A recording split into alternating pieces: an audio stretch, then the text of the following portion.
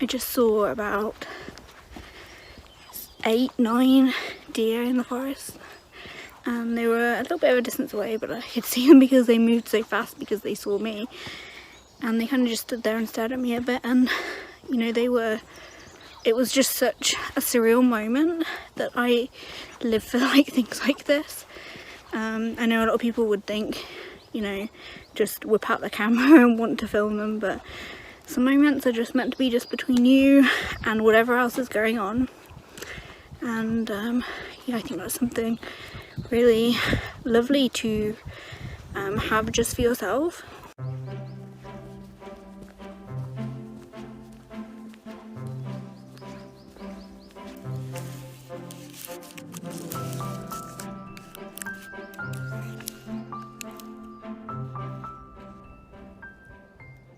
I'm sat on this very comfortable log. It's very, very soft and mossy, and I thought I would answer a question that I got asked as part of my Q&A, but I didn't want to answer it as part of that Q&A because I guess it's a bit more of a serious matter for me, because it was what I have learned that I've not yet talked about. I don't know if it's about myself. Yeah, I think it's about myself during the last year, during the pandemic. And there's so much to unpack and think about that I just haven't come to all my conclusions yet. But the two main ones. The first one is that I actually need people in my life. You know, and I push people away and I just don't make the effort. And I was unfortunate this year to have spent, not that long ago, 5 days alone, at home alone. I wasn't at work, my car had broken down, so I couldn't go to work. And yeah, I was at home alone. And I don't live alone, but this week I was home alone, and by the end of it, I just felt so bored. So and everything that I was doing wasn't really, you know, the stuff that I'm interested in wasn't really doing anything for me. And it was it's been a huge shock to me, being so introverted, that I need people in my life. I can't just live in the woods and not see anybody ever again, as my dream used to be. Yeah, I need people in my life. Small doses, albeit, because if it's, you know, all day for 12 hours a day, and it's all consuming and difficult for me, but small doses, yeah, I need that in my life. And the second thing that I've learned is how important my freedom is to me. How little regard I have for the government and for politics in general, because of all the corruption involved and all of the sort of things that I see that don't make sense. This past year, you know, I had some disagreements with how things were being dealt with in the UK, and I think everyone has every right to be angry, even if they think the government isn't doing things in their best interest. But I thought maybe that's what was going on for me. I felt like our freedoms were taken away from us like that. And I think I have every right to feel that way. And I did mention that in a previous Q&A that I did during the first lockdowns. You know, what happened was that they were saying, stay at home, stay at home. You can't go for a drive. You can't go for a drive. You can't be out alone in nature like I am now. Like, lockdown has lifted now. But for the past few months, I couldn't go out in nature alone, like here, because it was a little bit too far away from my home. When nature, going for a drive and nature, I combine those things. And I mean, yeah, this is quite personal, you know, this is just about me, not other people. But, you know, I go for a drive, I play some really good music, let my mind think and wander on whatever it needs to. I come out into the woods and I breathe and I forest bathe and I just enjoy my time here, and I appreciate life and nature. And you know, for the longest time I haven't been able to do those things, and I don't know how else to cope and deal with life and the problems of our society and the problems in my own life. And you know, I have difficulties with, and yeah, that might just be me, it might be other people as well, but you know, I think there was a statistic that like 74% of people have been stressed this past year. 74%, you know. It's just crazy. There's so many things wrong with authorities, establishments, and some people question them, and if you question them you get called something like a conspiracy theorist. And you know, it's not just as black and white as that. I'm not saying that I don't think that we should be safe to protect people. I just think there's plenty of things that just don't make sense, and it's just opened me up to this whole new way of thinking that is natural for me. It's actually, I feel like it's partly in shadow, you know, in the shadow realm for me, and I haven't spoken up because I've been afraid. I've been afraid of what other people think, and I've been unsure of myself. I don't know whether these thoughts are coming from feelings or they can be reasoned with, and that's difficult for me to deal with. And by allowing myself to be able to feel what I need to, I've stopped being really critical of other people who write comments on social media and in the news, you know. I used to be extremely critical of all of that, and I found myself allowing people to have their other opinions even if they're very different to mine, and so I would like other people to be able to do the same.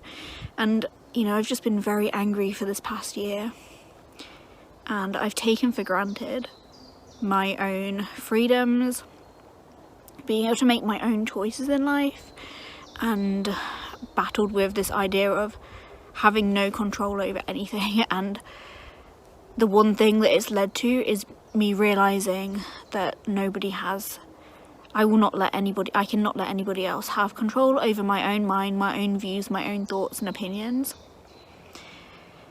And I shouldn't be afraid to have them, and I shouldn't, you know, I often like see other people having opinions, and if, you know, in the past, if they were like something that I just couldn't understand, it could sometimes make me angry, you know. But why should I be angry at other people? I should be angry towards the system, you know.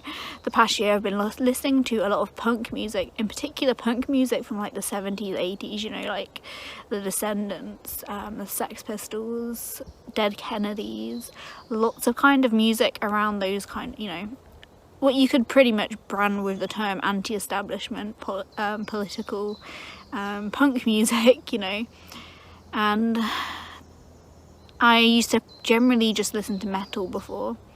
I listened to a whole range of music, or I used to listen to like pop punk, or, you know, more modern styles of punk music. But recently I've just been really interested, or just been listening a lot more to kind of bands who pretty much have a message, what I believe in. And, you know, I know that being against establishments or the establishment is not going to change anything, but you know, that's why I always thought like, well, it's not going to change anything, I need to accept things for the way they are. But really, all I'm doing is putting myself and my own opinions down, because of what other people think, you know. And I have battled between, are these my own opinions, are there other people's opinions, where are these opinions coming from? And ultimately, you know, I've began doing some reading, reading different kinds of books. And by different kinds of books, I mean all kinds of political opinions, not just like one opinion and viewpoint, and seeing where I kind of fit around that sort of thing. And one thing that I've known for a long time and just not really given much care or thought to was that I don't really sit anywhere on the political spectrum.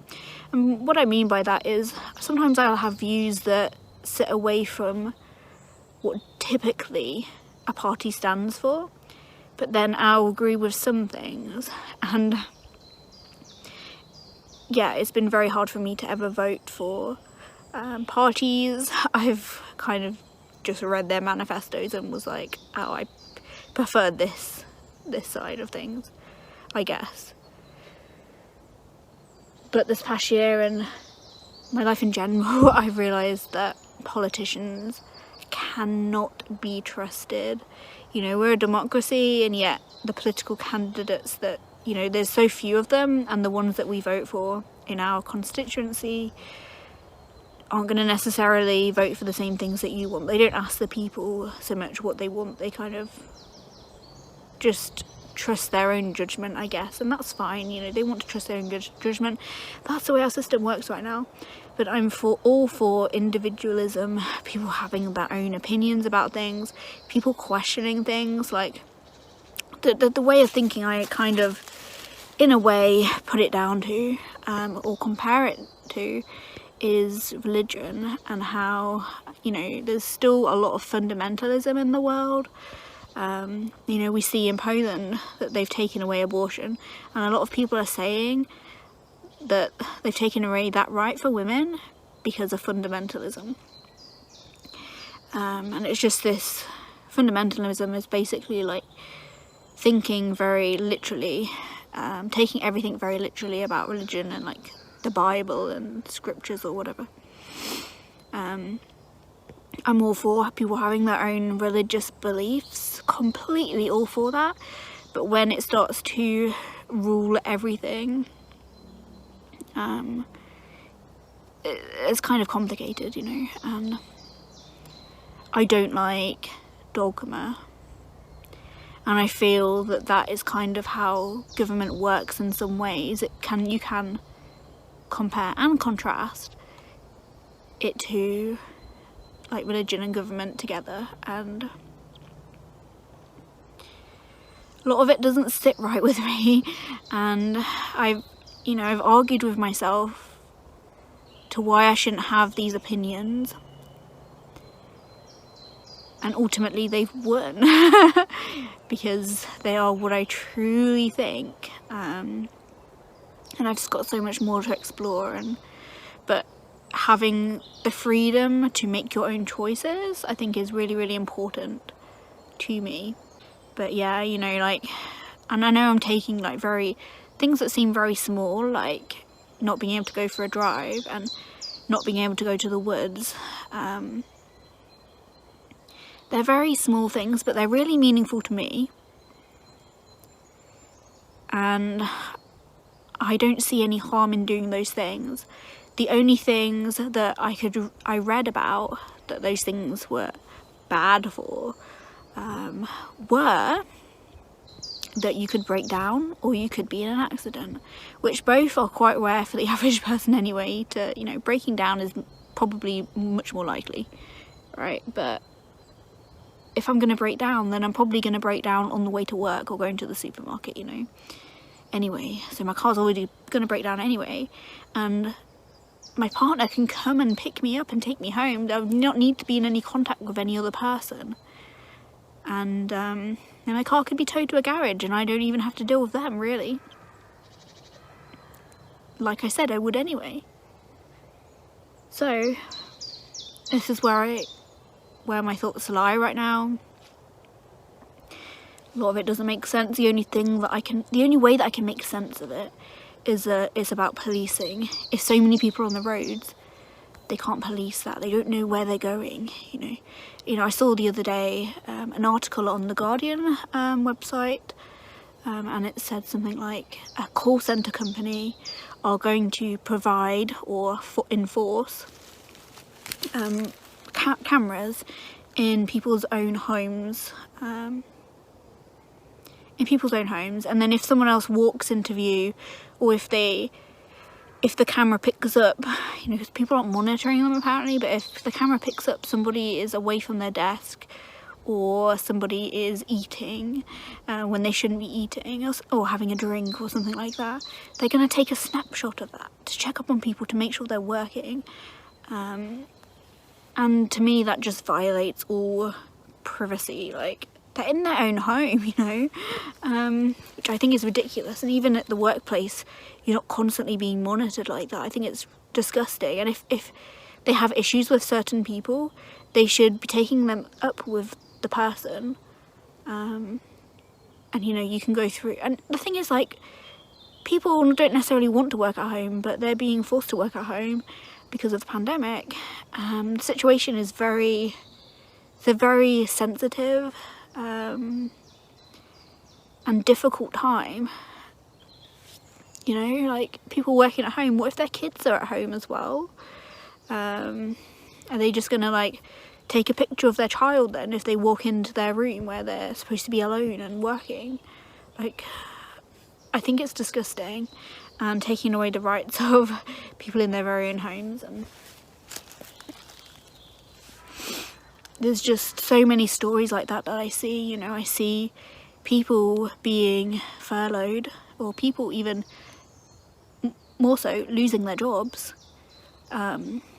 because of, say, the restrictions around the virus that the government are putting in place. And if the government are doing something, making these things happen, they should be taking care of everybody who is affected by that, and they're just not doing that. Mental health rates have just skyrocketed. You know, I went for I applied last year to can't remember what it's called, but anyway, to get mental health support, and it was only like three weeks ago or so that I was offered it, after months and months and months of waiting. And then I got pretty much highly encouraged to take this option, which was going through some videos online, like an online training thing. And to be honest, it's not helped me one bit. What actually helps me is being in nature and actually being able to express my views and opinions. And I've kind of solved some of my issues myself, you know, because I held on to so much anger, and that was my problem. And then the government don't take responsibility for any of this, any of the restrictions they've put in place. However, you can argue however necessary they were supposed to be, they should be taking care of things like, you know, I read an article of somebody who'd just moved in with their partner, and they'd lost their job due to COVID. Like, there was no doubt it was due to COVID, and they couldn't get any support because they were living with a partner who they just moved in with, by the way. I think that's what it said anyway. I'm not certain on that, so don't take my word for that, but basically their partner had to spend their savings on keeping this person alive with them, you know. And I hear, what if they didn't have savings? You know, it's a different matter, I think. But this goes for America, really. America's very differently, but I've heard stories of, like, the police having to kick people out of their own homes because they've become bankrupt due to the pandemic. I'm like, I don't know how police can do that. I don't know how someone could be a police officer, and act like that. I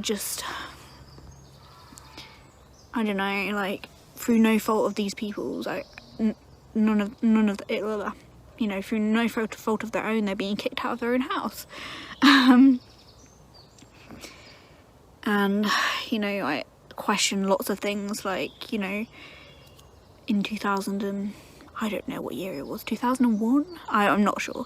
But when the Iraqi war was going on and England went to war because Tony Blair went behind everyone's backs pretty much and declared war with America, and the soldiers went out and killed loads of people, and lots of people lost their lives due to the war, you know, which arguably was not necessary, and has caused loads of conflict since then, but, you know, they've gone out to war, and it was found out to be an illegal war. You know, there was a whistleblower.